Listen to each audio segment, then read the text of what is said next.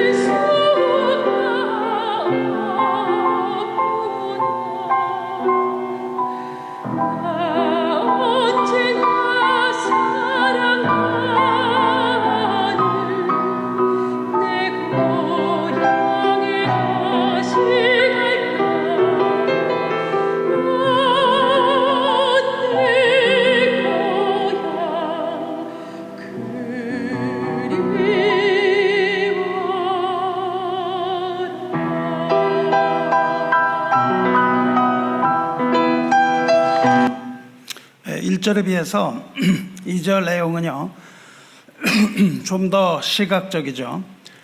가을밤을 이렇게 바라보고 있는데 거기 기러기 떼들이 날아오는 거예요. 그것을 보고 내 고향 계신 부모님 다 편안하시더냐 하고 기러기 떼들에게 물어봅니다. 그러니까 가을날 하늘 날아오는 기러기 떼들이 부모님 계신 고향으로부터 날아온 것 같은 그런 생각을 하면서 이 고향 생각에 젖어서 부르는 노래입니다. 근데 왜 갑자기 기러기가 나오는가, 이런 질문이 좀 생기는 거예요. 거기서 갑자기 기러기가 나오는가. 이 노래는요, 그 유명한 트럼펫 주자였던 니니 러서라고 있습니다. 니니 러서가 1968년에 트럼펫으로 연주한 게 아주 유명합니다. 그래서 아주 한밤중에 밤하늘에 울려 퍼지는 그 트럼펫 소리 이런 것들로 옛날에 이제 그 낭만을 찾고는 했습니다. 그런데요, 이 노래가 장송 행진곡으로 아주 자주 사용되는 걸 여러분 아십니까? 1979년 박정희 전 대통령이 피살되었을 때 국장으로 장례식을 했습니다. 그때 그 연결식 장송곡으로 군악대가 이 노래를 연주했어요. 이 노래하고 이어서 찬송가 내 줄을 가까이 연주를 합니다. 그 후에도요, 연결식이라거나 뭐 안장식 및 현충원, 우리나라 현충원, 호국 안장식 이런 등의 행사에서 국방부의 군악대가 이 곡을 연주합니다. 장송곡으로 사용되는 여러 곡 중에서 가장 애절하고 비통하다 이렇게 뭐 사람들이 느낀다고 하네요. 그런데 과연 그 멜로디 때문에만 그러한 것일까요? 이 곡이 그 장송곡으로 연주되는 이유가 뭘까요? 왜냐하면 여러분 지금 들으신 곡이요, 찬송가이기 때문에. 이 곡이 찬송가예요. 이 곡은 미국 침례교 찬송가 275장입니다. 원 제목은 거기에 써 있는 것처럼요, Flee as a bird 입니다. Flee as a bird. 무슨 말이죠? 새처럼 도망하라. 새같이 도망하라는 뜻입니다. 그래서 이제 우리 번안에서는 그 새를 그런 식으로 받아들여서 그 기러기로 그렇게 번역을 한 것 같아요.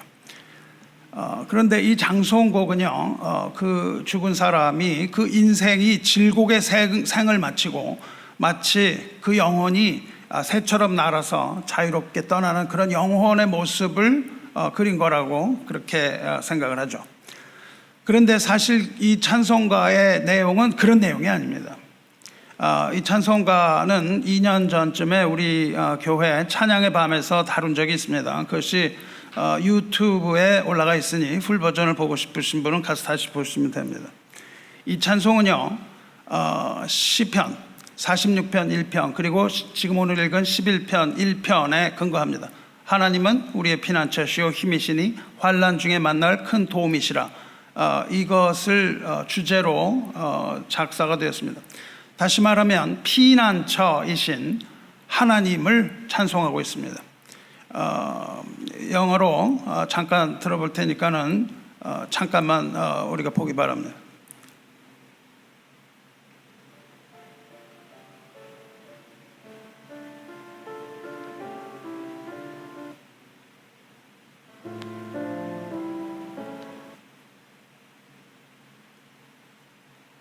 가사에 주의하시기 바랍니다.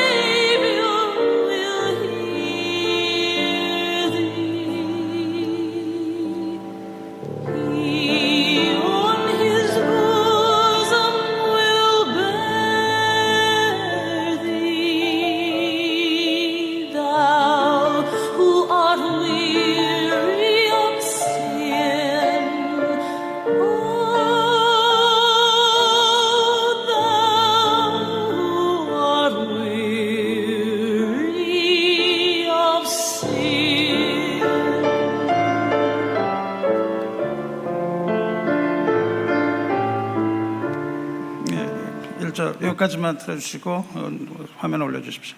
1절 가사를 보면 이렇습니다. Flee as a bird to your mountain, thou who art weary of sin. Go to the clear flowing mountain where you may watch and be clean. 이렇게 시작합니다. 번역을 하면 이렇습니다. 무거운 죄짐을 진 그대여 새같이 내 산으로 도망하라. 맑게 흐르는 샘물로 가라. 거기서 씻음을 받고 정결하게 되리라. 이런 뜻입니다. 그러니까 이 곡은요, 수고하고 무거운 죄의 짐을 지고 가는 죄인에게 하나님을 은신처로 삼아서 피난처이신 하나님께로 도망하라, 피하라, 이런 주제입니다. 이 곡은 1810년에 태어난 낸시 데이나 쉰들러 여사가 작곡을 했는데, 가사를 보면 좀 아쉬운 점이 있습니다. 이 찬송의 가사 Flee as a bird to your mountain은 오늘 읽은 시편 11편 1편에서 따온 거예요. 시편 1편 11편 1편을 보면 바로 그렇게 써 있습니다. Flee as a mountain to your mountain, as a bird to your mountain, 이렇게 되어 있습니다. 새같이 내 산으로 도망하라. 그런데 본문은요, 오늘 읽은 본문은 그것과 정반대 이야기를 하고 있습니다. 이 이야기를 좀 해보려고 합니다. 이 시는요, 다윗의 시로 알려져 있습니다. 다윗의 시 중에도 확신을 가지는 확신의 시, The Psalm of Trust에 속합니다. 다윗이 이 시를 썼을 때는요, 다윗이 인생의 아주 바닥에 있을 때였어요. 학자들은 다윗이 왕이 되기 이전에 사울 왕에게 쫓겨서 목숨이 위태로웠던 때, 혹은 다윗이 왕이 된 후에 그 아들 압살롬의 반란군에게 쫓겨서 목숨이 왔다 갔다 하는 그 아주 위기 상황에서 지었다고 생각을 합니다. 어느 주장이 맞는지는 정확하지 않지만은 이 절대절명의 위기 상황에서 쓴 것은 분명합니다. 1절은 이렇게 시작합니다. 내가 여호와께 피하였거늘 너희가 내 영혼에게 새같이 내 산으로 도망하라 하면 어찌함인가. 이것을 직역을 하면 이렇습니다. 영어 성경을 가지신 분은 영어 성경 보실 수 있습니다. 내가 여호와 안에서 피신하였거늘 어떻게 너희들은 나에게 너의 산으로 도망하라고 말할 수 있느냐, 이런 뜻입니다. 내가 여호와 안에서 이미 피했는데 너희들은 어째서 나에게 네 산으로 도망하라고 말할 수가 있느냐. 그러니까 이것은 다윗의 친구들이 제안하는 겁니다. 이 제안은요, 생사가 엇갈리는 다윗에게 친구들이 권하는 내용이에요. 내가 이렇게 위험한 지경에 처했으니 너는 산으로 도망하라, 이렇게 권하고 있습니다. 도망하라고 하는 너의 산은 적들을 피할 만한 동굴이 많이 있는 산이죠. 그래서 동굴이 많은 산으로 다윗이 숨기 아주 적당한 곳인데, 너를 사냥하려는 악인들의 활이 이미 당겨졌다. 그리고 그들의 화살이 이미 시위에 먹여지지 않았느냐. 너는 마음이 바르다고는 하지만 그들이 은밀하고 어두운 곳에서 쏘아대는 화살을 내가 과연 어떻게 피할 수 있겠느냐. 지금 내 신세는 사냥꾼에게 쫓기는 새 같은 존재가 아니냐. 가련한 신세인 새 같은 존재에 내가 지금 무엇을 할 수 있단 말이냐. 너는 그러므로 내 부하들과 함께 산으로 도망쳐서 후일을 도모해야 하지 않겠냐, 이런 뜻이에요. 이 친구들은 진정으로 다윗을 걱정하고 위로해 주려는 사람들이었죠. 이들은 친구요 동료들이었을 겁니다. 그런데 친구들의 이 선의의 말을 들은 다윗의 태도는 달랐습니다. 다윗은 산으로 도망하지 않겠다고 말하고 있는 거예요. 그토록 위험한 상황에서 아무 대책도 없는 이 다윗은 산으로 도망하지 않겠다는 겁니다. 그래서 내가 여호와께 피하였거늘 너희가 내 영혼에게 새같이 산으로 도망하라 하면 어찌한가, 이렇게 되묻고 있는 거예요. 다윗은 산으로 피할 것이 아니라 내가 이미 여호와 안에서 피난처를 찾았는데 어째서 너희는 산으로 도망하라느냐, 꼼짝도 하지 않는 다윗이라는 이 위대한 신앙인의 모습을 우리는 여기서 봅니다. 그런데 성도 여러분, 여러분은 어떻게 생각을 하세요? 이 다윗이 위대한 신앙인인가요? 제가 방금 위대한 신앙인이라고, 위대한 믿음의 사람이라고 극찬했는데 여러분 어떻게 생각하세요? 다윗이 위대한 신앙인으로 보이나요? 아니면 친구들의 조언이 훨씬 더 합리적이지 않습니까? 지금 거기서 그러고 버티고 있는 것이 아니라 산으로 도망하여 후일을 도모함, 이게 합리적이잖아요. 아무것도 하지 않으면서 오직 하나님만을 구하겠다는 이 다윗과 합리적이고 아주 주도적으로 후위를 도모하라는 이 친구들의 조언, 여러분 중에는 어떤 것이 더 좋다고 생각하세요? 그리고 여러분이 이런 일을 닥치면 어느 쪽을 여러분은 택하시겠습니까? 이런 상황이요, 교회의 역사 속에 여러 번 나타납니다. 초대교회 때 여러분 아시는 이런 일이 있었습니다. 예수님께서 십자가에서 죽으시고 성령 충만함을 입은 사도들이 헌신합니다. 그들의 헌신과 지도력, 소수의 사람이었지만 헌신하고 자기를 희생하고 하는 그 지도력을 따라서 기독교는 로마에서 급속하게 성장합니다. 그러다가 네로 황제에 의해서 기독교인들은 거대한 핍박의 소용돌이 속으로 휩싸여 들어가게 됩니다. 자기의 흥을 돋구기 위하여, 시를 짓는 데 있어서 흥을 돋구기 위하여 로마의 시에 불을 질러버린 황제 네로, 그 일이 일어난 후에 모든 죄를 다 유대인과 기독교인에게 뒤집어 씌웠습니다. 그래서 기독교인 마을에 대대적인 체포의 바람이 불고 학살의 현장이 펼쳐집니다. 이렇게 무서운 핍박이 있었습니다. 그때 교회의 교인들은 로마에 있어서 교회를 지키고 있던 베드로에게 이렇게 충언을 하는 거예요. 지금은 우선 피신하라. 그리고 후위를 도모하라. 지금은 교회를 지켜야 한다. 이렇게 베드로에게 얘기를 합니다. Flee as a bird to your mountain. 이렇게 한 거예요. 그리고 베드로는 그 말을 듣습니다. 베드로는 그 말을 듣고 불타는 로마를 등지고 로마를 벗어나려고 하죠. 그런데 그 로마를 막 벗어나려는데 베드로는 자기가 걷는 길과 정반대의 길을 걸어가는 한 사람과 마주칩니다. 베드로는 그가 누구인지 단번에 알아봅니다. 왜냐하면 그는 채찍에 맞아서 얼굴이 상했고 손발에 못자국이 있었기 때문이죠. 그런 상태로 걷고 있는 베드로의 주 예수였습니다. 베드로는 로마를 벗어나려고 하고 예수는 로마로 들어가려고 합니다.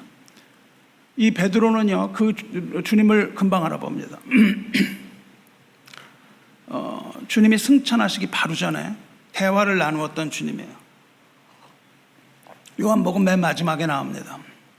요한의 아들 시몬아, 내가 나를 사랑하느냐? 주님 그러하나이다. 내가 주님을 사랑하는 줄 주님께서 아시나이다. 내 어린 양을 먹이라. 요한의 아들 시몬아, 내가 나를 사랑하느냐? 주님 그러하나이다. 내가 주님을 사랑하는 줄 주님께서 아시나이다. 내 양을 치라. 또 이르시기를 요한의 아들 시몬아, 내가 나를 사랑하느냐? 주님 모든 것을 아시오매 내가 주님 사랑하는 줄 주님께서 아시나이다. 내 양을 먹이라. 이것이 주님께서 승천하시기 전에 그 베드로가 주님과 나누었던 마지막 대화입니다. 이렇게 주님의 양을 맡기고 떠나신 그 주님을 베드로는 로마를 벗어나서 산으로 도망치려는 순간 그 길에서 주님과 맞닥뜨린 거예요. 로마로 향하시는 주님을 향해서 주님을 알아본 그 베드로가 주님에게 질문하죠. Quo vadis Domine 물어보죠. 주님 어디로 가시나이까 물어봅니다. 그러니까 주님께서 베드로에게 대답하십니다. 네가 십자가를 지지 않으려고 하니 내가 다시 가서 십자가를 지려고 로마로 갔다. 영화 코바디스의 한 장면입니다. 내가 내 양들을 위하여 십자가를 지지 않으려 하니 내가 다시 십자가를 지겠다. 이렇게 말씀하신다고요. 3번이나 내 양을 치라, 내 양을 먹이라 이 말씀을 들었음에도 불구하고 베드로는 그 양들을 버리고 교회를 보존한다는 명분 아래에 떠났던 것을 회개합니다. 이 말을 들은 베드로는 그 자리에서 발걸음을 돌려서 로마로 들어가서 십자가형을 당해 순교합니다. 주께서 십자가에 달리셨는데 내가 어찌 똑바로 달릴 수 있는가? 그렇게 말하면서 스스로 거꾸로 달려서 순교합니다. 여러분, 이 사건이 바로 다윗이 처했던 것과 동일한 사건입니다. 새같이 산으로 도망하라고 다윗에게 말했던 사람들이나 후위를 위해서 우선 교회를 버리고 도망하라고 했던 이 초대교회 성도들이나 똑같이 다 다윗을 위했고 베드로를 위했고 교회를 위했던 사람들입니다. 악한 마음으로 그렇게 말했던 것은 아닙니다. 그들은 아주 합리적인 사람들이 아닙니까? 하지만 주님의 뜻은 어디에 있었습니까? 우리의 삶이 무너질 때, 우리의 삶의 터전이 무너질 때 우리는 과연 산으로 도망을 해야 할까요? 아니면 다윗처럼 하나님의 피신처를 찾아야 할까요? 다윗이나 베드로 같은 처지를 당했던 위대한 신앙의 선배가 우리 한국 교회도 있습니다. 그 나병 환자를 애양원에서 나병 환자 돌보다가 순교당한 손양원 목사가 바로 그런 상황에서 하나님을 의지했던, 우리가 가장 본받고 싶어했던 목사입니다. 부끄럽지만 우리 신앙의 유산이니 조금 따라가 보고자 합니다. 손 목사는요, 순천에 있는, 전라도 순천에 있는 애양원에서 나병 환자들 돌보고 있었습니다. 그러던 중 1950년 6월 25일 6.25 한국 동란이 발발합니다. 탱크를 앞세운 북한 공산군이 순식간에 남한을 격파하고 점령하여 순천에도 쳐들어온다는 소식을 듣습니다. 물론 이제 이 경상도 쪽으로 먼저 진군했기 때문에 이쪽은 조금 늦게 갔죠. 그런데 그 당시에 북한군이 점령지에 들어가면 반동 분자를 사살하는 명령이 떨어졌습니다. 그것이 북한군 내부에 하달이 되어 있는데, 거기에서 말하는 반동 분자의 1순위는 정치인, 군인, 경찰 가족, 그리고 목사입니다. First tier, 첫 번째 죽여야 할 목록 중에 목사가 들어있어요. 목사는 죽여야만 할 가장 큰 반동 분자였으니까요. 이 소식을 듣고 애양원을 돌보던 손양원에게 사람들은 피난하라고 말합니다. 산으로 도망하고 교회를 보존하고 교회를 위하여 우선 피하고 후일 도모하라고 동일한 이야기를 합니다. 하지만 손양원 목사는 거길 떠나지 않습니다. 베드로보다 훨씬 위대한 신앙을 가지고 있다고 봅니다. 뭐라고 그러냐면, 나 하나 살겠다고 내 양떼가 죽는 건 내가 어떻게 봅니까? 이렇게 말하고 그 애양원과 나병 환자들의 곁을 지킨 손양원은 결국 체포되었고 1950년 9월 28일 총살형을 당합니다. 여러분, 이게 동영상이 있는데요. 동영상을 보면 허벌판에 조그만 침대 하나 있고요. 거기 하얀 시트 한 장 걸치고 누워있는 손양원의 그 곁을 지키는 나병 환자들 모습을 볼 수 있습니다. 이때 손 목사가 남긴 아주 유명한 말이 있습니다. 그렇게 산으로 도망하라고 할 때 남긴 말이 이것입니다. 예수 그리스도의 울타리 외에는 안전한 곳은 없습니다. 그렇게 말합니다. 그리스도의 울타리 외에 안전한 곳은 없습니다. 사랑하는 성도 여러분, 그렇습니다. 예수 그리스도의 울타리가 바로 다윗이 피하려고 했던 그 하나님의 피난처입니다. 내가 여호와께 피하였거늘. 이것이 바로 손 목사가 말한 예수 그리스도의 울타리예요. 성도 여러분, 우리가 위기에 닥쳤을 때 우리는 어떻게 해야 합니까? 도망을 해야 합니까? 도망하지 말아야 합니까? 우리에게 위기가 닥칠 때 우리는 도망을 해야 합니다. 역설로 들리죠. 우리에게 위기가 닥치면 우리는 도망해야 합니다. 우리는 위험으로부터 도망해야 됩니다. 그런데 우리가 도망쳐야 할 곳은 시편에서 그 친구들이 말한 내 산이 아니라 피난처이신 하나님이라는 거예요. 피난처이신 하나님 외에 다른 안전한 곳은 없습니다. 우리가 피할 그 피난처는요, 우리의 목숨을 잃을지라도 안전한 곳이라는 겁니다. 거기는 하나님의 품입니다. 하나님께로 피해야 합니다. 그런데 이 말씀을 좀 주의해서 읽어야 합니다. 산으로 도망하라는 이 친구들의 말에 주의를 기울여 보시기 바라요. 어디로 도망하라고 친구들이 말하죠? 새같이 네 산으로 도망하라 이렇게 말하지 않습니까? 너의 산으로 도망하라는 것이에요. 여기가 바로 문제가 있는 곳입니다. 네 산, 나의 산으로 도망하는 것이 아니라 하나님의 산으로 도망해야 하는 거예요. 하나님의 산, 여호와의 산으로 도망하라 하는데, 그렇게 하지 않고 내 산이라고 도망하는 거예요. 우리의 터가 무너질 때에 우리 터전이 무너질 때가 있는데 그때 내 자신의 산이 아니라 하나님의 산으로 도망쳐야 한다는 거예요. 여러분, 터가 무너진다는 게 무슨 뜻입니까? 우리의 터가 무너진다는 게 뭐예요? 삶의 터전, 우리의 삶이 송두리째 와르르 무너져 버리는 때가 있다는 겁니다. 우리가 인생을 살아가는 때 터전이 무너질 때가 있어요. 여러분의 모든 재산이 다 날아갔다고 생각을 해보세요. 부도가 난 사람은요, 터가 무너지는 그런 느낌을 받는 겁니다. 또 혼신의 힘을 다해서 뭔가 계획을 하던 사람, 여러분이 추진하던 일이 무너질 때 여러분은 터가 무너지는 걸 느껴요. 여러분이 죽음에 가까운 병에 걸리면 터가 무너지는 겁니다. 더 크게 보면 사회의 법과 질서가 무너지면은 이 사회가 터가 무너지는 거예요. 이 세상에 정말 마지막 날이 오면 모든 터가 다 무너져 내리는 겁니다. 우리 각자의 처한 상황에 따라서 다 각자의 다른 터가 있다고요. 여러분의 터는 뭡니까? 여러분이 살아갈 수 있도록 하는 그 이유가 뭐예요? 터 위에 있기 때문입니다. 이 터가 무너져 내리면요, 그때 여러분이 무엇을 할 수 있단 말입니까? 터전이 무너져 버리는데, 터전이 무너지고 더 이상 희망이 없을 때 우리는 어디로 가야 돼요? 산으로 도망해야 된다고요. 그런데 그 산은 여기서 말하는 너의 산이 아니라 여호와의 산으로 도망해야 돼요. 우리의 모든 소망이 다 끊어질 때에 하나님을 피난처로 삼는 자는 복이 있도다. 여호와께 피하시기 바랍니다. 여기서 친구들이 말하는 너의 산은 뭘까요? 그거는 인간이 만들어내는 모든 계획과 대응 방법이죠. 내가 이렇게 피하는 것, 내가 거기에 대한 대처하는 방법을 만들어내고 이런 것들이 너의 산입니다. 그러니까 그들의 충고는 뭐예요? 다분히 인본적인 충고라는 거예요. 인간의 입장에서 보는 충고입니다. 위기의 상황에 여러분에게 필요한 것은 인본적이고 합리적인 생각이 아니라는 겁니다. 우리가 그런 위기의 상황에 처했을 때 우리에게 필요한 것은 인본적이고 합리적인 생각이 아니라 믿음이에요.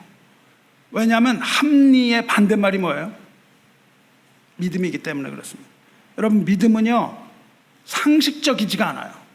어떤 분 얘기합니다. 목사님, 좀 상식적인 신앙을 가지세요. 믿음은 상식이 아닙니다. 상식은 그저 상식일 뿐이에요. 세상의 일입니다. 믿음은 절대로 상식적이지 않아요. 그런데 만일 우리가 믿음을 가질 수만 있다면 문제가 해결되는 겁니다. 왜냐하면 우리에게 그런 문제가 생겼을 때 우리에게 믿음이 생기면 그 믿음은 소망을 만들어내는 거예요. 그리고 그 소망은 그 상황을 견디고 승리할 수 있는 인내를 이루게 만드는 겁니다. 그 인내 가운데 우리는 그 환난을 이길 수가 있는 거예요. 그래서 우리가 만약에 믿음이 없다면 우리는 극한 선택을 하거나 거기에서 살아남을 수 있는 힘이 하나도 없어지는 겁니다. 늘 그 걱정을 하다가 끊어지는 거예요. 이것이 바로 여호와의 산으로 오르는 일입니다. 누가 여호와의 산에 오를 수 있을까요? 시편 24편 여호와의 산에 오를 자가 누구며 그의 거룩한 곳에 설 자가 누구인가? 곧 손이 깨끗하며 마음이 정결하며 뜻을 허탄한 곳에 두지 아니하며 거짓 맹세하지 아니하는 자로다. 그는 여호와께 복을 받고 구원의 하나님께 의를 얻으리니 이는 여호와를 찾는 족속이요 야곱의 하나님의 얼굴을 구하는 자로다. 이렇게 말씀하십니다. 여호와의 산으로 피하는 자는 하나님을 찾는 자들이요 하나님의 얼굴을 구하는 자들입니다. 구원의 하나님의 의를 얻는 구원의 백성이라는 거예요. 주 안에 사랑하는 성도 여러분, 요즘 뉴스에 가장 자주 나오는 게 뭡니까? 지구의 온난화인가요? 아니죠. 근래 들어 북쪽 지구의 온도가 올라가라고 그러는데 심상치 않습니다. 이제 온난화 시대는 막을 내렸어요. 글로벌 워밍이 아닙니다. 이제 뭐죠? 열대기후 글로벌 보일링으로 올라갔습니다. 주님께서 말씀하신 대로 마지막 때가 가까운 줄 아시기 바랍니다. 주님 말씀하신 대로 난리와 난리의 소문이 무성하죠. 우크라이나에서 전쟁이 났는가 하면 그 다음 타겟은 대한민국이라고 미국의 그 군사 전문가들이 계속 반복 그 워닝을 하고 있다고요. 그 다음은 대한민국이 전쟁터가 될 것이다. 이런 이야기, 소문, 난리와 난리의 소문이 무성합니다. 민족이 민족을 대적하고 나라가 나라를 대적하고 곳곳에 지진과 기근이 있다고 말씀하세요. 그때 예수님 말씀하시는 것은요, 이 교회는 핍박을 받을 것이다. 그리고 공회에 넘겨질 것이며 교회를 지키는 자들은 회당에서 매질당할 것이며 재판 받게 될 것이다. 사회에 나가서 재판 받아요. 여러분 요즘 얼마나 많은 목사들이 사회에서 재판에 가서 재판 받는지 아십니까? 하지만 끝까지 인내하는 자는 구원을 얻을 것이라고 말씀하십니다. 이 마지막 때가요, 우리 살아있는 동안에 일어날 가능성이 점점 높아 보여가는 시대입니다. 기상청 예보에서 나온 이론을 보니까요, 빙하가 녹는 속도가 가속됩니다. 가속되었다 그래요. 여러분 얼음을 꺼내 놔 보십시오. 얼음이 처음엔 잘 안 녹아요. 한번 녹기 시작하잖아요. 금방 녹아버립니다 이게. 그렇게 빙하가 녹는 속도가 가속이 돼서 2100년에 예상 해상 수면 높이가 당겨져서 2040년으로 변경됐습니다. 지금 2023년인데 17년 후에 보스턴이 물에 홍수에 잠길 수도 있다고 얘기를 하고 있는 거예요. 여러 가지 징조가 나타나고 있습니다. 이 마지막 때가 나타날 때에 여러분의 사랑하는 세상 교회가 다 무너질 것이라고 성경이 예언하고 있습니다. 여러분의 터가 다 무너진다고요. 이게 성경의 예언입니다. 예수님 말씀이에요. 너희는 스스로 조심하라. 사람들이 너희를 공회에 넘겨주겠고 너희를 회당에서 매질하겠으며 나로 말미암아 너희가 권력자들과 임금들 앞에 서리니 이는 그들에게 증거가 되려 함이라. 하나님께서 마지막 때 교회의 핍박을 통하여 예수 그리스도의 증인이 되게 한다고 말씀하신 겁니다. 그리고 또 말씀하시기를 이때가 되면 거룩한 곳 성전에 우상이 설 것이라고 말씀하세요. 그러므로 너희가 선지자 다니엘이 말한 바 멸망에 가증한 것이 거룩한 곳에 선 것을 보거든 바로 읽는 자는 깨달을진저 다 알아듣진 못한다는 겁니다. 멸망에 가증한 것이 거룩한 곳에 서는 것을 보거든 그때 유다에 있는 자들은 산으로 도망할지어다 합니다. 여러분 우상은 이미 교회에 섰어요. 여기에 우상이 서 있다고요. 여러분이 교회에 와서 하나님을 경배하지 않고 심지어는 하나님을 아예 경배할 생각도 하지 않고요, 하나님의 예배를 만홀히 여기시고 이 예배가 과연 여러분에게 주는 유익이 무엇인지 깨닫지도 않고 예배 빠지기를 밥 먹듯이 하고 와서도 하나님을 경배하는 것이 아니라 다른 것을 경배하고 가는 일이 비일비재하게 일어난다는 겁니다. 하나님께서 우상을 숭배하지 말라고 하신 것이 아니고요, 우상을 내 옆에 두지 말라고 하셨습니다.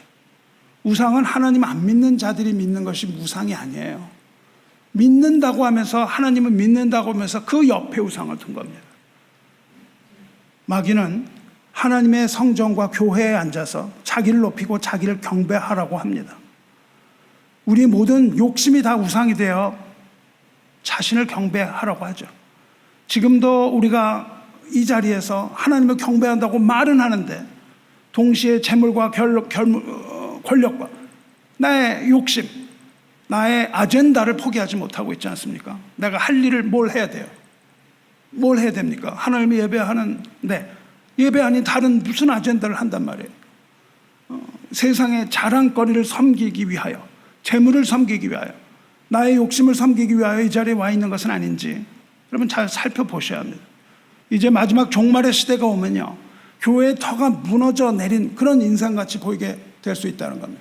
성경이 말씀하시는 거예요. 사랑하는 성도 여러분, 믿는 자에게 있어서, 여러분에 있어서 삶의 터전이 뭐예요? 여러분의 재산이 삶의 터전입니까? 여러분의 생각과 지식과 이런 것들이 여러분의 삶의 터전입니까? 아닙니다. 그럼 우리는 성도라고 말할 수 없어요. 성도의 터는 무엇입니까? 성도에게 있어서 터전이 뭐예요? 여러분에게. 여러분의 터는 교회입니다. 아닌 것 같습니까? 터전은 목사의 것인가요? 아닙니다. 복음으로 거듭난 모든 자들의 터전이 교회입니다. 그런데 그럴 날이 얼마 남지 않았다는 거예요. 여러분 이 말씀 흘려듣지 마시고 준비하시기 바라요. 눈을 크게 뜨고 다니엘이 말한 바 멸망에 가증한 것, 즉 멸망에 가증한 것이라는 건요, 하나님 미워하시는 걸 말합니다. 하나님이 미워하셔서 반드시 멸망시킬 것이라는 뜻이에요. 그 멸망에 가증한 것이 거룩한 곳에 서는 것을 보거든 유다에 있는 너희는, 즉 하나님을 믿는 곳에 있는 너희는 산으로 도망하라, 그 말씀하셨어요. 멸망에 가증한 것에 거룩한 곳에 서면, 하나님 왜 그러냐면 멸망에 가증한 것이 거룩한 것에 서면 하나님께서 그 우상을 쳐서 무너뜨린다고 말씀하셔서 그래요. 그러므로 그 우상 곁에 있으면 함께 멸망하는 겁니다. 그래서 도망치라고 말씀하시는 거예요. 그곳은 거룩한 곳 유다 땅인데 거기에 선 가증한 것을 보면, 우리 믿음의 현장에 우상이 서는 것을 보면 산으로 도망치라는 거예요. 그 산이 어디겠습니까? 그 산이 바로 우리가 오를 여호와의 산이라고요. 우리는 여호와의 산으로, 여러분 여호와의 산으로 오를 준비하셔야 돼요. 그런 날을 당했을 때 우리의 산으로 도망하면 안 됩니다. 나의 산으로 도망하면 안 돼요. 인간의 산으로 도망치면 우상과 함께 멸망한다는 겁니다. 요한계시록 18장 4절에 또 내가 들으니 하늘로부터 다른 음성이 나서 이르되 내 백성아 거기서 나와 그의 죄에 참여하지 말고 그가 받을 재앙들을 받지 말라 말씀하세요. 하늘에서 내려오는 그 천사가 힘찬 음성으로 외쳐 이르되 무너졌도다 무너졌도다 큰 성 바벨론이여, 귀신의 처소와 각종 더러운 영이 모이는 곳과 각종 더럽고 가증한 새들이 모이는 곳이 되었도다 말씀하세요. 이 교회가요, 이 땅의 교회가요, 큰 성 바벨론과 같은 음녀 교회가 된다는 겁니다.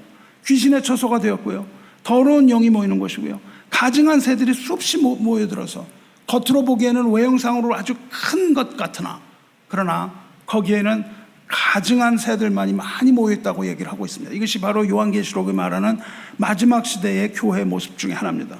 여러분 이제 아시겠습니까? 우리는 인간의 지혜를 따르는 나의 산이 아니라 피난처이신 하나님의 산으로 도망을 쳐야만 합니다. 그 전에 우리는 이러한 환란이 온다는 것을 흘려보내지 말고, 여러분 이것을 각성하에 듣고 항상 깨어 있어야 하는 거예요. 성도 여러분, 우리는 악한 시대에 살고 있습니다. 우리는 고통받아요. 우리가 하나님의 백성이 아니면 고통받지 않습니다. 그런데 하나님의 백성은 고통받습니다. 여러분이 거듭난 하나님의 백성이라고 그러면서 고통을 받지 않는다면 이거는 다시 돌아봐야 돼요. 왜 고통받을까요? 하나님의 백성이 고통받는 이유는 이 악한 세상에서 살기 때문입니다. 이 악한 세상에서 그 모든 악을 다 보면서 살아야 되기 때문이에요. 하나님이 뜻대로 살고자 하는 하나님의 백성이라면 이 땅에서 소외받고 고통받게 되어 있습니다. 거기에 동조하고 동화되지 못하면 이 땅에서는 고통밖에 없습니다. 세상은 점점 더 악해져 가요. 과거에는요, 세상이 교회를 존경했던 때가 있었습니다. 그러다가 이내 세상은 기독교인들을 불신하기 시작했어요. 그리고 이어서 기독교인들을 비난하기 시작했습니다. 교인들을 비난하기 시작했어요. 예수는 내가 인정을 하지만 그 교인들을 보니까 내가 예수 있는 걸 못 믿겠어, 이러면서 비난했다고요. 근데 그렇게 하던 사람들이, 교인에게 손가락질하던 사람들이 이제 심지어 하나님을 비하하고 하나님을 조롱하기 시작했습니다. 요즘은 조롱을 지나서 교회를 무시합니다. 교회를 아주 무시해버리는 시대에 돌입했습니다. 그런데 이것이 물론 이것이 교회의 잘못인데 교회만의 잘못일까요? 물론 그렇습니다. 하나님의 뜻대로 행하지 못하는 우리를 세상이 얼마나 우습게 보겠습니까? 마귀가 우리를 얼마나 조롱하겠어요? 이 가라지로 무성한 이 교회, 여기에 잘못이 있다고요. 하지만 교회가 세상이 지탄할 만한 그런 정도로 타락했습니까? 목사가 그 정도로 타락한 목사들로 우글우글 합니까? 그렇지 않습니다. 여러분, 그러나 요즘은 목사가 지탄받고 기독교가 지탄받는 시대가 되었습니다. 과연 여러분들의 타락이 그 정도로 지탄받을 타락인가요? 여러분들이 사람을 죽였습니까? 사기를 쳤습니까? 세상 사람들보다 훨씬 높은 수준의 삶을 살고 있음에도 불구하고 그들의 잣대는 훨씬 더 높아서 이 모든 교회를 정죄하는 시대가 됐어요. 그렇지 않습니다. 이 교회는, 성도의 타락은 그들의 반의 반도 못 믿을지 모릅니다. 하지만 이 모든 것은요, 누구의 잘잘못을 떠나서 성경이 이미 예언하고 있는 겁니다.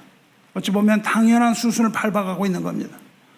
오늘 읽은 베드로후서 2장은요 마지막 때에 관한 얘기인데, 심판받을 거짓 교사, 거짓 선지자, 거짓 교회 심판에 대한 말씀입니다. 마지막 때가 되면 많은 적그리스도들이 일어나고 거짓 선지자가 일어나고 거짓 복음을 가르치는 거짓 교사들이 교회에 많이 일어날 것을 이야기하고 있습니다. 많은 교인들이 미혹당하는 이러한 두려운 일이 계속 일어난다는 거예요. 저 여러분이 계속 미혹당하면서 산다고요. 거짓에 속아서 산다고요.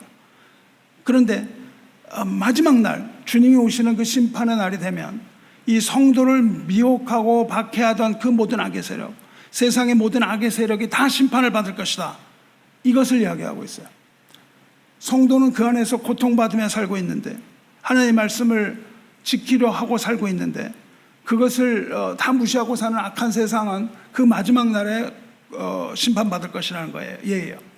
여기서 그때에 받을 심판의 세 가지 예를 해요. 예를 들고 있습니다. 첫 번째 심판은 인간이 아니라 범죄한 천사들이었습니다. 2장 4절에 하나님이 범죄한 천사들을 용서하지 아니하시고 지옥에 던져 어두운 구덩이에 두어 심판 때까지 지키게 하셨으며, 이것은 이미 일어난 일입니다. 범죄한 천사는요 아담의 타락 이전에 반역한 천사들이에요. 그 마귀의 세력을 지옥에 던져 넣으셨습니다. 그리고 흑암의 쇠사슬과 어둠의 결박으로 결박하셔서 어두운 구덩, 흑암 깊은 곳에 가두시고 이제 마지막 심판의 때가 되면 불못에 던져서 멸망시킬 것이라고 말씀하고 계십니다. 두 번째는요 홍수 심판과 노아의 구원이에요. 5절에 옛 세상을 용서하지 아니하시고 오직 의를 전파하는 노아와 그 7 식구를 보존하시고 경건하지 아니한 자들의 세상에 홍수를 내리셨으며, 이 세상은요 여기서 말하는 세상은 홍수 이전의 세상입니다. 노아가 살았던 시대예요. 죄악이 가득하고 사람의 마음과 계획이 너무 악해서 하나님께서 심판하셨던 그 시대를 말합니다. 그때 하나님께서는 의를 전파하는 노아와 7 식구를 보존하고 구원하겠다고 말씀하세요. 그 세상에서 의를 전파하는 노아와 7 식구, 아주 외로운 존재죠. 그래서 하나님께서는 심판을 120년 동안 유보하시고 노아는 그 가운데서 방주를 준비하면서 힘써서 의를 전파합니다. 하지만 사람들은 그것을 비웃습니다. 그리고 노아의 가족 7명을 제외하고는 아무도 회개하여 돌아온 자가 없습니다. 의를 정하던 노아는 통분하지만 기진맥진하고 그 가운데서 심령이 상하는 겁니다. 성도 여러분, 악한 세상에서 믿음을 지킨다는 것은 아주 어려운 일입니다. 쉽지가 않은 거예요. 수많은 비방과 조롱을 감수해야 하고요, 그 영혼을 향한 애통함, 그리고 그들을 향한 간절함으로 눈물을 흘리면서 사는 것이 성도의 삶입니다. 세 번째 심판의 예를 보여주십니다. 그것은 그 예는 소돔과 고모라 성의 멸망, 그리고 아브라함의 조카 롯의 구원에 관한 내용이죠. 6절 7절에 소돔과 고모라 상을 멸망하기로 정하여 재가 되게 하사 후세에 경건하지 아니할 자들에게 본을 삼으셨으며, 우리에게 본을 삼으셨다고요. 무법한 자들의 음란한 행실로 말미암아 고통당하는 의로운 롯을 건지셨으니, 그렇게 말합니다. 소돔과 고모라 이야기는요 창세기 19장으로 돌아갑니다. 두 천사가 소돔과 고모라를 방문하죠. 그 두 천사가 소돔을 방문했을 때에 아브라함의 조카 롯은 그들을 환대하고 맞이해서 집으로 들입니다.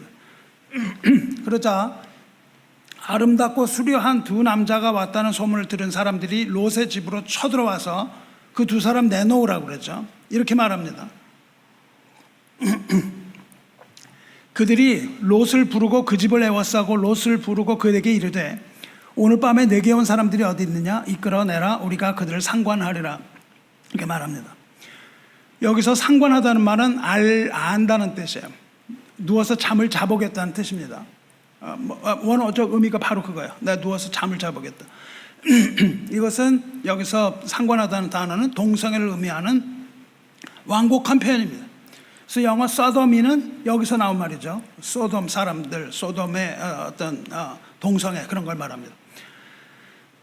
근데 그 일이 있은 후에 두 천사는 왜 하나님께서 소돔을 심판할 계획이 있다고 말씀을 하세요. 그 일이 있은 후에 하나님께서 우리를 보내어 여기를 심판하기 위해 우리를 보내셨다. 그렇게 얘기를 하면서 심판하는 이유에 대해서 말씀하세요. 우리가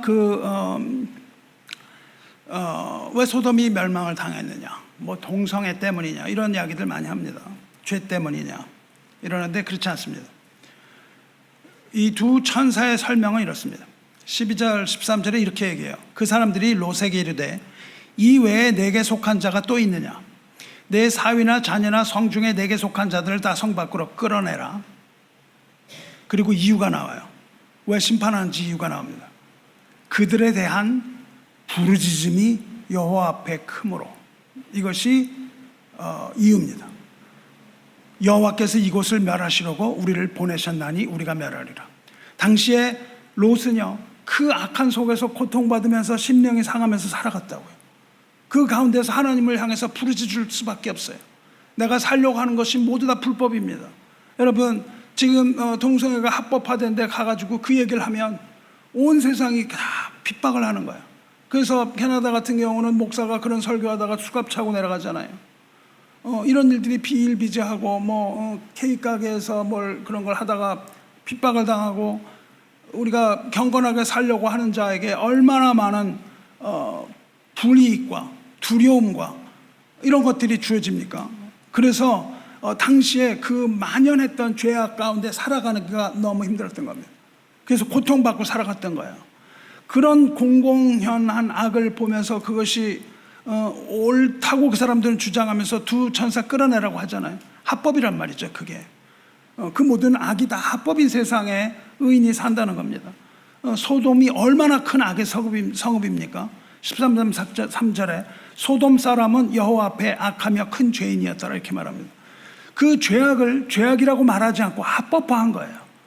현대 동성애 문제는 그겁니다. 이것을 합법화하려고 하는 것이 문제라고요. 하나님 앞에 이게 옳다고 이야기를 하는 겁니다. 그래서 그렇게 했기 때문에, 죄악이 합법화된 사회에서 살았기 때문에 그 안에 살던 하나님의 사람들은 고통을 받고 하나님 앞에 부르짖지 않을 수가 없었던 거예요. 그래서 그렇게 얘기를 창세기에서 하고, 베드로 후서에도 그렇게 얘기를 한다고요. 이 세 가지 예, 심판하셨던 예를 열거하고 그 이유가 8절에 나옵니다. 괄호 안에 나오죠. 8절에 커멘터리 같은 겁니다. 8절에 왜 그런 심판하셨어요? 이는 이 의인이 그들 중에 거하여 날마다 저 불법한 행실을 보고 들으므로 그 의로운 심령이 상함이라, 이 말씀하신다고요. 심판하시는 것은요, 심판받는 자들을 심판하시는 것도 있지만 하나님의 백성이 그 속에서 고통받을 때 그 고통받는 하나님의 백성을 구원하는 그 구원이 바로 심판이라는 의미입니다. 성도 여러분, 거룩한 하나님의 백성이 죄 많은 이 세상 살 때 그 심령이 상하는 법입니다. 우리가 죄 많은 세상 중에 거하여 동화되면 심령이 상하지 않습니다. 저 여러분이 심령이 상하지 않는 까닭은 세상과 동화되었기 때문이에요. 그러나 여러분이 세상과 동화되지 않았다면 심령이 상할 수밖에 없습니다. 그 죄악된 행실을 보고 사는데 어찌 우리 심령이 상하지 않을 수 있겠어요? 그래서 부르짖는 겁니다. 교회가 세상 법에 의해서 핍박받는 시대가 오면 거듭난 하나님의 사람의 심령은 더욱더 상하게 되는 거예요. 이제 해를 거듭하면 거듭할수록 우리의 심령은 점점 더 상한다고요. 이런 곳에서 하나님의 신앙을 유지하는 것은 대단히 고통스러운 일입니다. 날마다 들리는 소식마다 심령이 상하지 않습니까? 하나님의 복음을 백성이 듣지 않으므로 다윗은 눈물을 밤마다 흘린다고요. 우리가 복음을 전하는데 세상이 그것을 듣지 않으면 날마다 베갯잇을 적시면서 사는 것이 하나님의 사람입니다. 그리고 두 천사는, 소돔을 방문했던 두 천사는 이제 하나님께서 그 성을 명하실 테니까 일어나서 그곳을 떠나라고 경고하는데도 그 롯의 사위들은 그것을 농담으로 여겼더라. 농담으로 여기고 떠나지 않습니다. 그리고 마침내 피하지 못하고 멸망당합니다. 그런데 이때 두 천사가 롯에게 이렇게 말을 한다고요. 17절 보시면 도망하여 생명을 보존하라. 돌아보거나 들에 머물지 않고 산으로 도망하여 멸망함을 멸하라, 이렇게 말한다고요. 여기 이 산은 어느 산입니까? 여호와의 산으로 가야 되는 거예요. 그렇습니다. 이때가 우리에게 올 텐데 이때가 오면 산으로 도망해야 됩니다. 터가 무너지면 의인이 무엇을 하랴? 이것은 비웃는 거예요. 네가 그렇게 믿던 터 다 무너졌는데 네가 할 수 있는 게 도대체 뭐란 말이야? 네가 교회를 그렇게 사랑해? 교회가 다 무너졌는데 내가 할 수 있다는 게 이게 도대체 무슨, 네가 뭘 할 수 있다는 뜻이야? 이렇게 비난하는 거예요. 이렇게 사람들이 비웃고 조롱해도 우리는 도망갈 수 있는 산을 알고 있어야 됩니다. 어디로 가야 될지 여러분이 알고 계세요? 이때가 바로 멸망에 가증한 것이 거룩한 곳에 서는 날이 될 것이며, 우리는 그때에 예수께서 말씀하신 것처럼 뒤를 돌아보지 않고 산으로 도망해야 하는 거예요. 그때가 바로 산으로 도망해야 되는 때입니다. 새처럼 여호와의 산으로 도망할 준비를 여러분은 하고 계셔야 되는 거예요. 그때에, 그날에 주께서 경건한 의인은 건지시고 불의한 자에게는 심판을 내리실 것이기 때문에, 그때에 고통받았던 롯을 구원하셨던 것처럼 고통받으면서 끝내 인내하는 자, 요한계시록 말하는 이기는 자에게는 이 땅에 사는 하나님의 백성을 그 당시에 그 소돔에서 불과 유황을 피하는 그 산, 여호와 산으로 옮기셨던 것처럼, 또 다윗이 피했던 그 피난처가 우리에게도 되어 주실 겁니다. 할렐루야. 다윗은 이 사실을 알고 있었어요. 이걸 알고 있었기 때문에 산으로 도망하지 않고 여호와 산으로 피합니다. 그리고 이렇게 말합니다. 여호와께서는 그의 성전에 계시고 여호와의 보좌는 하늘에 있으며 그의 눈이 인생을 통촉하시고 그의 안목이 그들을 감찰하시도다. 감찰하신다는 말은요, 금의 순도를 재어본다는 뜻입니다. 금의 순도를 측정한다는 뜻이에요. 하나님께서 이런 고통을 통해서 의인을 단련하시고 시험하신다는 뜻입니다. 과연 선한지 아닌지 하나님께서 살펴보시고 인정하여 주신다는 뜻이에요. 의인은 단련하고 돌보시지만 반대로 악인은 미워하십니다. 여호와는 의인을 감찰하시고 악인과 폭력을 좋아하는 자를 마음에 미워하시는도다. 그래서 심판하신다고 합니다. 악인에게 그물을 던지시리니 불과 유황과 태우는 바람이 그들의 잔에 소득이 되리로다. 여기서 왜 그물로 번역했는지는 분명하지 않는데 원뜻은 악인에게 비를 내리신다는 뜻입니다. 하나님께서 의인에게는 은혜의 비, 이른 비와 늦은 비를 부으시지만 악인에게는 진노의 비를 내리신다는 거예요. 소돔에 내린 그 유황과 불을 비같이 내렸다고 표현하거든요. 그 유황과 불이 바로 여기서 내리는 그물이라고 번역한 그 비입니다. 그리고 불과 유황과 태우는 바람이 맹렬하게 불어서 그 진노의 바람, 그 불을 아주 거세게 그냥 아주 그 풀무불에 있는 것처럼 태운다는 겁니다. 그렇지만 하나님께서 인정하시는 믿음의 의인에게는 의인의 잔, 구원의 잔을 부어주신다고 약속을 하셨어요. 하나님께서는 우리에게 구원의 잔을 부어주십니다. 주님께서는 우리에게 구원의 잔을 부으셨어요. 우리가 그 고난과 죽음의 잔은 우리가 마셔야 하는 것인데, 그 진노의 잔을 우리가 마셨어야 하는데, 우리가 마셔야 할 그 진노의 잔을 주님께서 이미 대신 마셨습니다. 주님께서 그 쓴 잔을 마심으로 우리는 더 이상 그 쓴 잔을 마시는 것이 아니라 은혜의 잔을, 구원의 잔을 마시는 것이죠. 여호와는 의로우사 의로운 일을 좋아하시나니 정직하는 자는 그의 얼굴을 배우리로다. 다윗은 이 터가 다 무너져 내린 것 같은 위기 중에서 하나님의 구원을 받고 피난처에서 안전하게 보호될 걸 믿습니다. 하나님을 경외하고 하나님을 의지하는 자는 하나님의 얼굴을 보게 된다고 약속하셨어요. 그것은 죽음과는 아무 상관이 없는 겁니다. 비록 죽음이라 할지라도 그것을 막을 수가 없는 거예요. 우리가 하나님의 얼굴을 보는 것을 죽음도 막지 못합니다.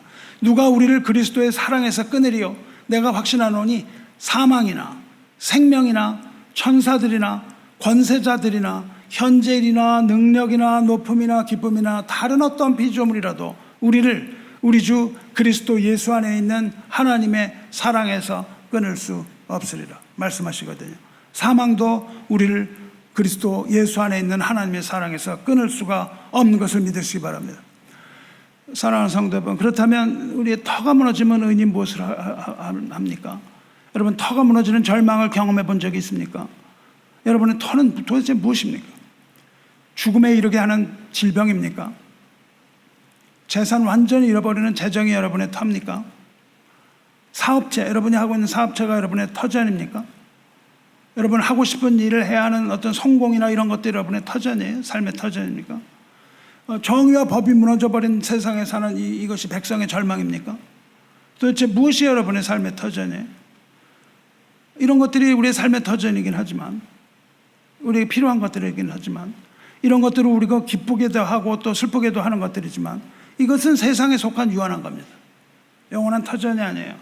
진정한 하나님의 자녀에게 있어서 터는 교회입니다. 왜 그런가 말씀드리겠어요.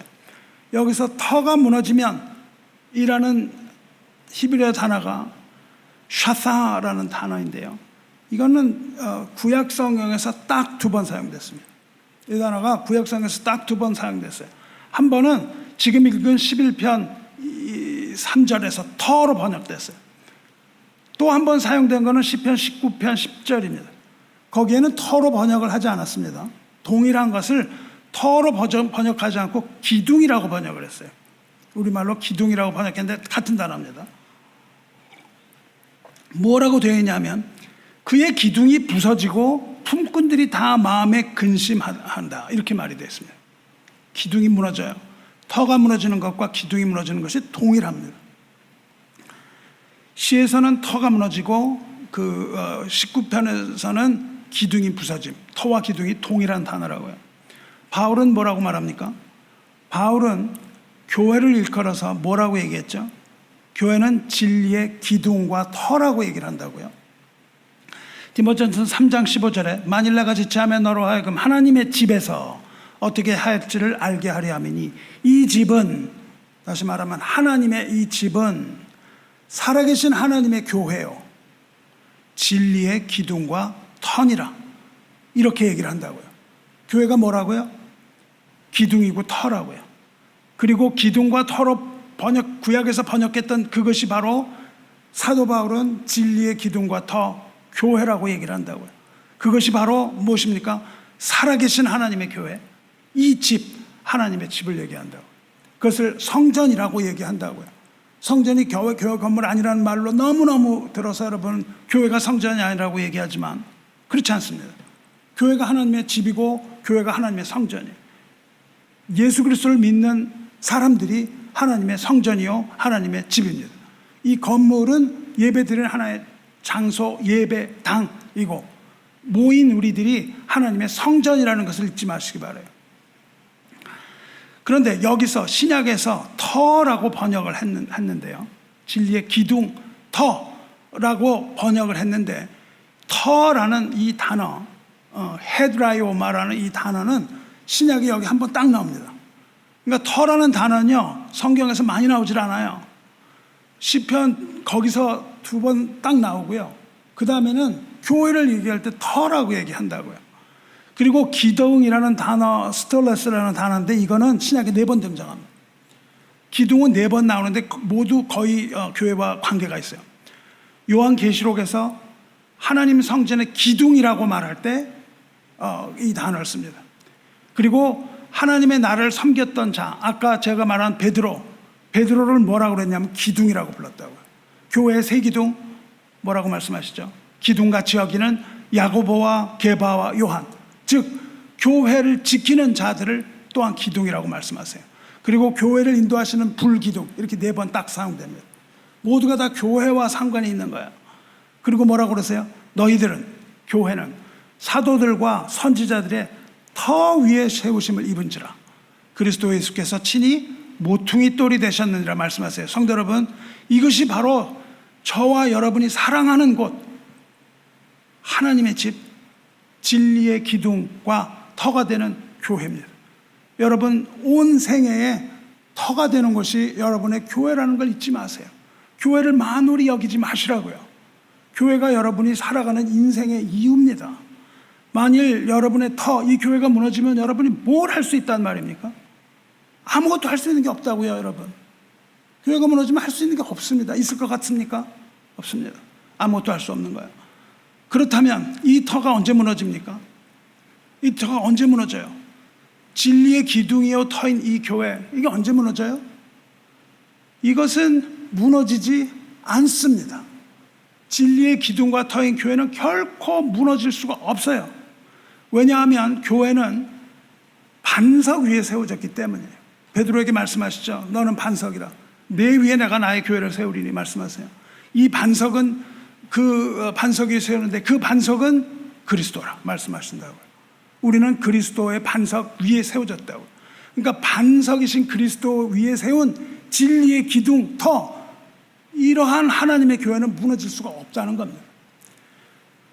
그런데 무너질 것처럼 보인다고요. 점점 더 그 터가 무너져 내리는 것 같이 보여요. 그렇기 때문에 수많은 사람들이 교회를 떠나고 수많은 사람들이 배도한다고 예언이 되어 있습니다. 그 모든 일들이 일어나기 전에 먼저 배도하는 자가 나온다고요. 무너져 내릴 것 같으니까 교회를 다 떠나는 거예요. 얼마나 교회를 우습게 여기면 교회를 그렇게 쉽게 떠납니까? 그렇지만 끝까지 교회를 사랑하며 끝까지 참고 이기는 자는 마침내 주님의 구원을 볼 것입니다. 터가 무너지면 의인이 무엇을 하래요? 터가 무너지면 의인은 할 것이 없어요. 터가 무너지면 의인은 할 것이 없습니다. 그러나 오직 하나, 의인이 하는 것이 오직 하나 있어요. 터가 무너질 것 같은 이 위기의 상황에서 배도하지 않고 믿는 자가, 그 의인이 하게 될 것이 바로 한 가지 딱 있습니다. 여러분 이걸 잘 들으셔야 돼요. 이때에 여러분이 하는 것이 뭘까요? 의인이 죽게 됐거든요. 터가 무너져서 죽게 됐습니다. 그 의인이 어떻게 살까요? 그 죽는 그 의인이 어떻게 삽니까? 히브리서 10장 38절에 분명히 나옵니다. 나의 의인은 믿음으로 말미암아 살리라 말씀을 하십니다. 믿음으로 말미암아 살리라. 또한 뒤로 물러가면 내 마음이 그를 기뻐하지 아니라 말씀하세요. 물러나는 것이 아니라 믿음으로 말미암아 사는 거예요. 복음에는 하나님의 의가 나타나서 믿음으로 믿음에 이르게 하나니 기록된 바 오직 의인은 믿음으로 말미암아 살리라 함과 같으니라. 그렇습니다. 의인은요 믿음으로, 그의 믿음으로 말미암아 살 것입니다. 그 의인의 터전이 뭐예요? 여러분의 터전이 무엇을 여러분 터전으로 삼아야 됩니까? 그리스도가 교회의 반석인 것처럼 여러분의 터전은 무엇입니까? 여러분이 삼아야 되는 터전이 뭐예요? 믿음이라고요. 여러분이 그 믿음 위에 서야만 하는 거예요. 그 믿음이 무너지지 말아야 되는 거예요. 그 믿음은 흔들립니다. 우리 믿음은 흔들려요. 하나님께서 세상을 흔드실 때 믿음이 흔들리는데 결코 무너지지 않습니다. 흔들리는 다리가 흔들리지만 무너져 내리지 않는 그런 다리와 같습니다. 다윗과 같은 믿음, 베드로와 같은 믿음, 바울 같은 믿음으로 이 전쟁을 이기시고 승리하시기를 주님의 이름으로 축원합니다. 마치기 전에 손양호 목사에게 조금 더 하고 마치려고 합니다. 손 목사는 살던 세상이 바로 이런 세상입니다. 바로 이 세상에 살았다고요. 그런 악한 세상에 살고 있었습니다. 그래서 이야기를 하고 마치려고 합니다. 그는 1938년 장로교 평양신학교를 졸업합니다. 졸업하고 37살 나이에 전라도 순천에 있는 애양원 교회에 전도사가 되어서 섬깁니다. 애양원이라는 곳은 지금도 있는데요. 그것은 한센병, 즉 나병, 옛날엔 문둥병이라고 불렀지만 그 환자들을 위한 치료 및 수용 시설이 있는 교회입니다. 애양원이지만 교회예요. 그 이전부터 그 교회를 섬겼는데 신학을 하고 전도사가 된 건 37살 때입니다. 근데 후에 손 목사가 죽은 후에 그 환자들이 증언한 것들이 남아 있습니다. 그 환자들이 어떻게 증언하냐면 자식도 하지 못하고 형제도 하지 못하는 그 무서운 나 환자 상처에 입을 대고 고름을 빨아냈다 이렇게 증언해요. 그러니까 그 환자들이 고름이 이렇게 막 나올 때 거기에 입을 대고 그걸 빨아냈어요. 그 손 목사의 기도 일기에 기도문에 이런 게 있습니다. 나병 환자들을 위한 목회를 시작했으니 나병 환자들을 위한 목회로 끝나게 하여 주시옵소서. 이렇게 기도가 적혀 있습니다. 그렇게 거기를 섬기기 시작할 바로 그때에 1938년에 일본 제국주의는 당시 일본에 앞져 있었죠. 한국 교회 신사참배를 강요합니다. 교회에서 신사참배를 하라는 거예요. 그리고 그 억압이 어느 정도 지나고 그런 억압 가운데 장로교 총회는 신사참배를 하기로 결정합니다. 그래서 한국 교회는 둘로 갈라져요. 당시에 신사참배를 했던 교회, 거의 대부분의 교회입니다. 그리고 그걸 하지 않았던 교회, 이렇게 해서 갈라져 버립니다. 그때 그거 참배하지 않았던 교회가 소위 요즘 말하는 고신이라는 분들이 그때 이제 그것을 하지 않았던 분들이에요. 그런데 손양원 목사는 주변에서 그렇게 하라고 얘기를 한 거예요. 지금 신사참배를 하지 않으면 교회가 다 문을 닫게 됩니다. 지금 그것을 하시고 수락하시고 교회를 보존하십시오. 이렇게 만류했다고요. 산으로 도망하라, 이것이죠. 합리적이죠. 지금 교회가 무너져 버리고 문을 닫으면 무슨 소용이 있습니까?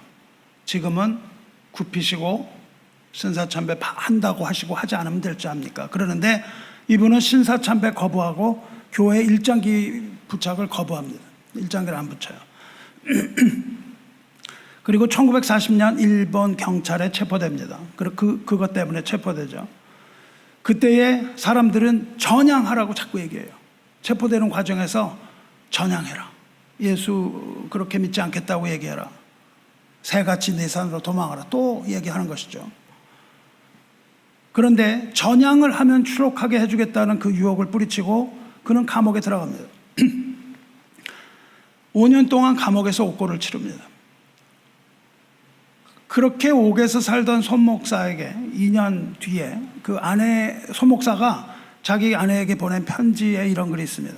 여보시오, 나는 솔로몬의 부귀보다 욥의 고난이 더욱 귀하고 솔로몬의 지혜보다 욥의 인내가 더욱 아름다워 보입니다. 이렇게 편지를 썼습니다. 그러니 그 손 목사가 그 옥고를 치르는 동안에 얼마나 괴롭고 그 심령이 상했겠습니까? 그렇게 5년을 복역합니다. 그리고 1945년 8월 15일, 다음 주죠. 조선은 광복을 맞이합니다. 손 목사는 광복을 맞이하여 석방되고 애양원으로 돌아옵니다. 그리고 나병 환자를 섬기기 3년, 1948년 10월 19일 여수와 순천에서 여순 사건이 발생하죠. 여순 사건은 뭐 아시는 분 아시겠지만은 남로당 군인을 중심으로 한 무장 봉기입니다. 그래서 수많은 민간인이 그것 때문에 살해당하는 사건이 발생해요. 이때 죽은 민간인이 통계가 2,500명, 수많은 사람이 죽었습니다. 규모가 얼마나 큰지 알 수 있습니다.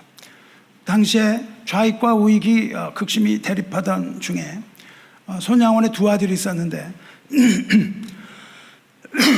기독학생회 활동을 했습니다.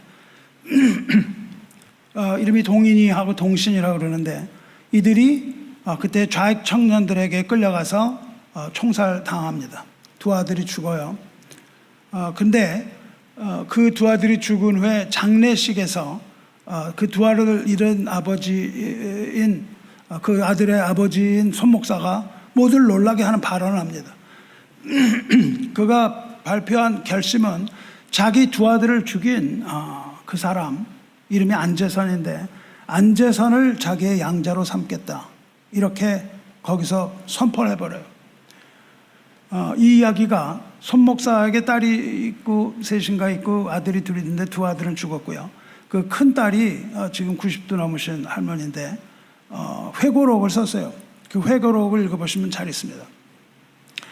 그 당시에 오빠들이 죽었을 때 이 할머니는 소녀였어요. 어린 소녀였는데 당시에 그 손 목사의 발언은 이 오빠의 죽음을 바로 목격한 이 소녀에게 너무나 큰 충격이었다 그래요. 오빠의 죽음을 본 것도 큰 충격인데 아버지가 그 사람을 양절 삼겠다, 이렇게 얘기를 하니까 이 소녀가 울며 불며 아버지에게 말했다 그래요. 그렇게 되어 있습니다. 아버지, 용서했으면 됐지, 무슨 양자라고 그러세요? 아버지한테 양자면 나에게는 오빠가 되는데 그럴 수는 없습니다. 제발 그러지 마세요. 그러면서 울부짖으면서 만류를 했다고 기록되어 있어요. 그 오빠로 여기고 살아가야 되는데 그렇게 양자까지 삼아야 됩니까? 아들을 죽인 거 용서하시면 됐지 뭘 아들까지 삽니까? 그렇게 얘기하니까 손 목사가 딸에게 이렇게 말합니다. 동희야, 성경을 봐라. 주님께서는 원수를 용서하라가 아니라 원수를 사랑하라고 하시지 않았냐? 그게 옳다. 이렇게 얘기를 하고 고집을 꺾지 않고 마침내 그를 양자 아들로 삼고 맙니다. 그리고 그 안재희, 양자를 삼은 안재희의 아들은 지금 목사예요.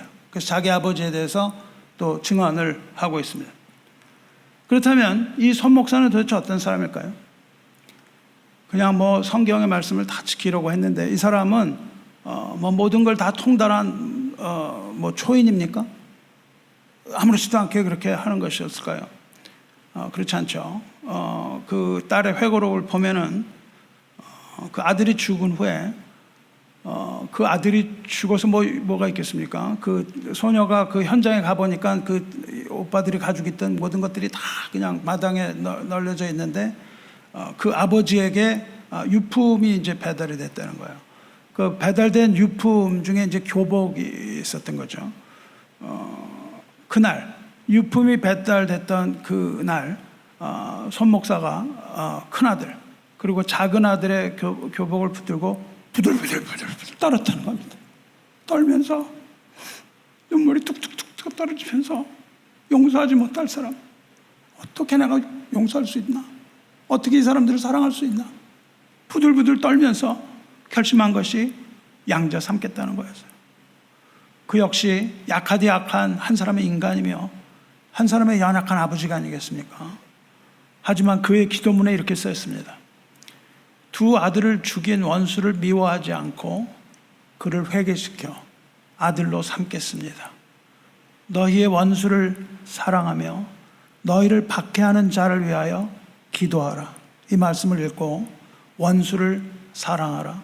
박해하는 자를 위하여는 기도하라. 이 말씀을 듣고 그대로 실천하려고 몸부림 쳤던 그 불쌍한 한 사람을 우리는 보게 되는 겁니다.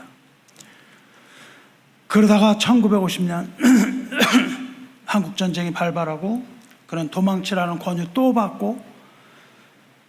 받고서도 애양환교회와 나병 환자들 지키려고 하다 비운의 총산에 맞아 순교하죠.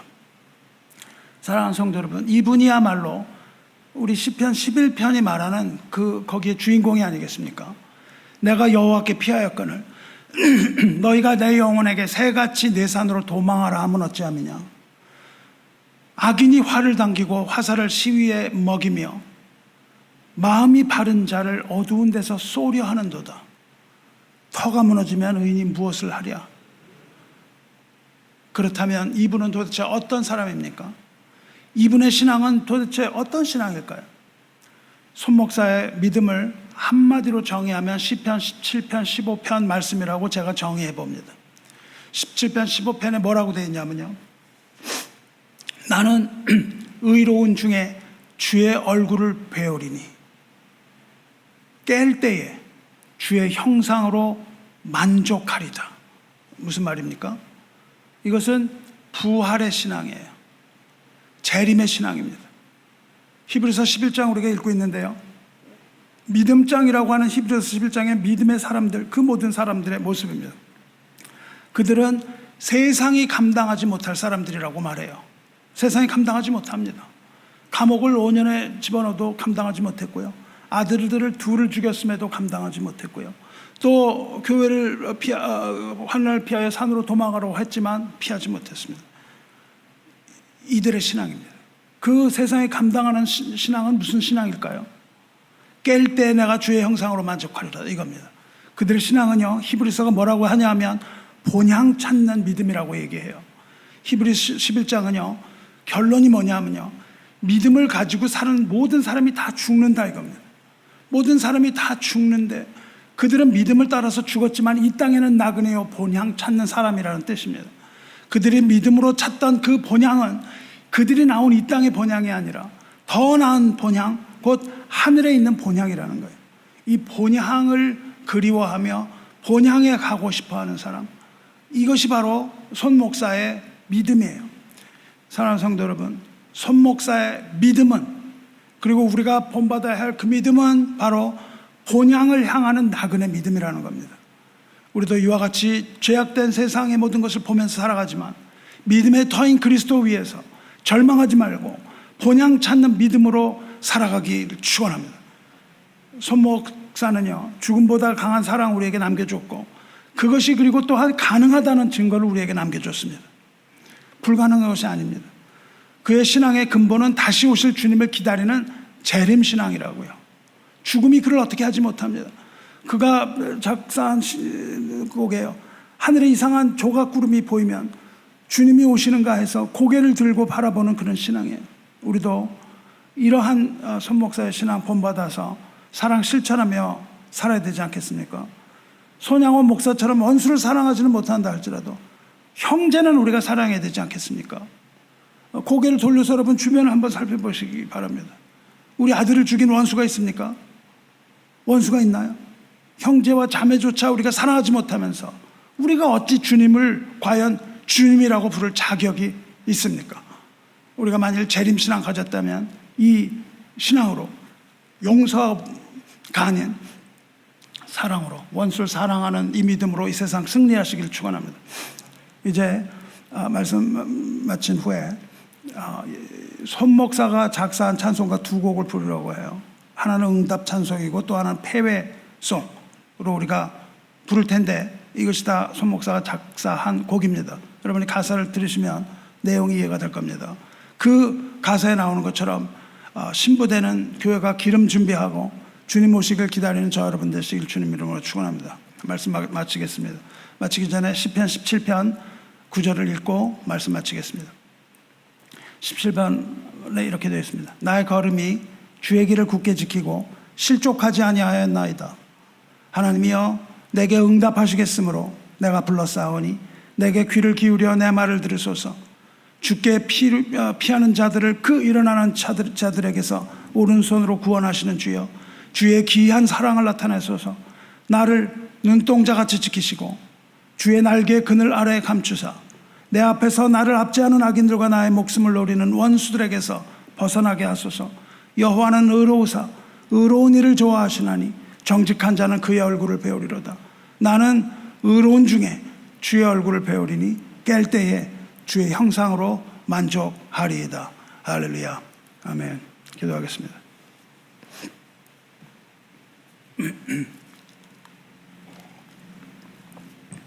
사랑과 은혜의 하나님 아버지, 오늘 예배를 통하여 은혜 베푸신 하나님의 이름을 송축합니다.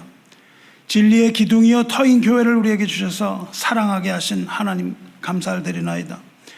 주님의 몸인 교회를 사랑하며 교회의 머리이신 주님을 더욱 사랑하오니 이 시간 우리의 사랑 받아주시고 주님의 은혜로 가득하게 하여 주시옵소서.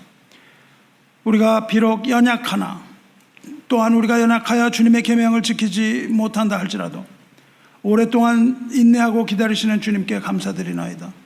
용서하지 못하고 사랑하지 못하는 우리의 죄를 용서하여 주시고 주님께 충성하지도 않는 백성이라고 나무라지도 않으시고 상한 갈 때 하나 꺾지 아니하시는 주님의 인내가 우리를 구원하신 줄 알겠사오니 우리의 감사를 받으시고 기쁨의 찬송 부르게 하여 주시옵소서. 우리가 나온 곳 우리 본향을 사모하오니 속히 오셔서 우리 영접하여 주시고 악한 이 세상을 이기며 살기에 힘겨운 주님 백성을 불쌍히 여기셔서 구원하여 주시며 믿음 안에서 소망 잃지 않고 서로 사랑하며 노아와 롯과 다윗과 베드로와 바울과 같이 비록 죄악 가운데서 심령이 상하나 그리스도 예수 안에서 이기고 승리하게 하여 주시옵소서. 우리가 주 앞에 회개하오니 돌이킬 힘 주시옵소서. 절망과 무기력함과 위험을 벗어나 우리의 피할 산이요 피난처이신 우리 주 예수 그리스도의 이름으로 기도드리옵나이다. 아멘.